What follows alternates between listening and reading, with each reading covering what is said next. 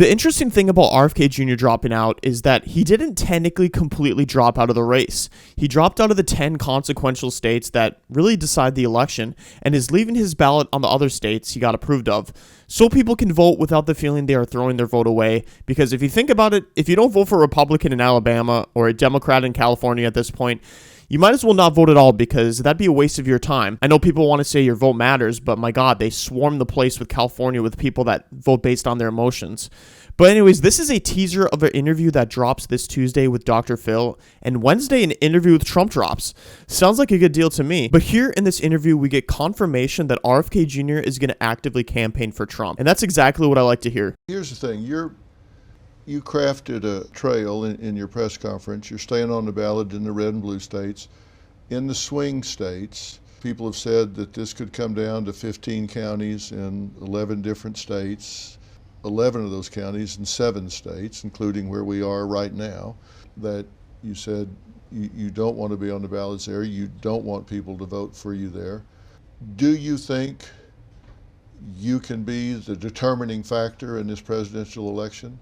Because of the positioning.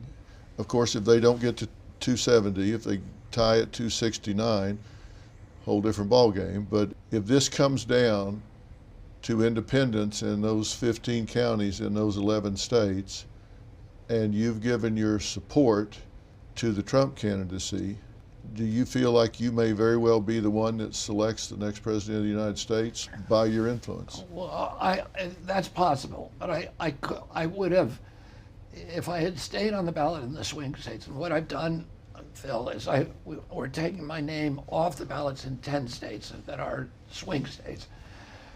We're leaving them my name on in the red states and the blue states, so people can vote for me without consequence. You know, they're not going to be scared. Oh, the bad guy's going to get elected. You know who's going to get elected in those states. So it allows people to vote for me who want to vote for me without any consequence. But well, we recognize from our polling is that if I stayed in the race, it would have almost certainly swung the race to Vice President Harris, who was trying to throw me off the ballot in all of the states, ironically.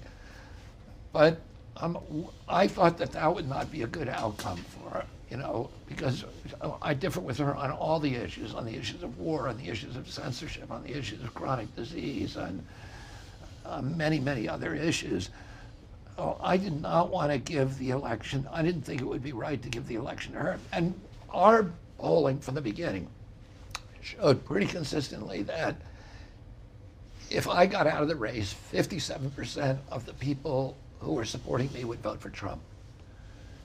And so me staying in the race would have swung the race, very likely could have swung the race to Harris.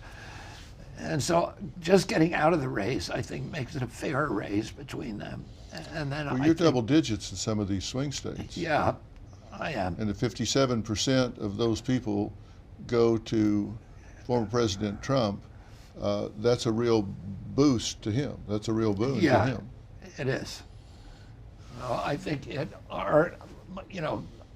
our decision, or my decision about what to do, I think it's much more likely that President Trump will get elected. So you do acknowledge that? Yes. And you have enough that you agree with him on priority-wise that you're more comfortable with that than if it went the other way? Even though you've grown up Even though I grew up in the Democratic Party, and I had the same kind of orientation towards abhorrence for, I'd say, President Trump as many Democrats, maybe 4 years ago, mainly because of his environmental stances, which I continue to disagree with. But my conversations with President Trump were very amiable, and he talked about starting a unity party, about President Lincoln and his team of rivals. And I could come in and support him because of these existential issues, censorship, war, chronic disease, that I feel strongly about, he feels strongly about, and that Kamala is on the wrong side.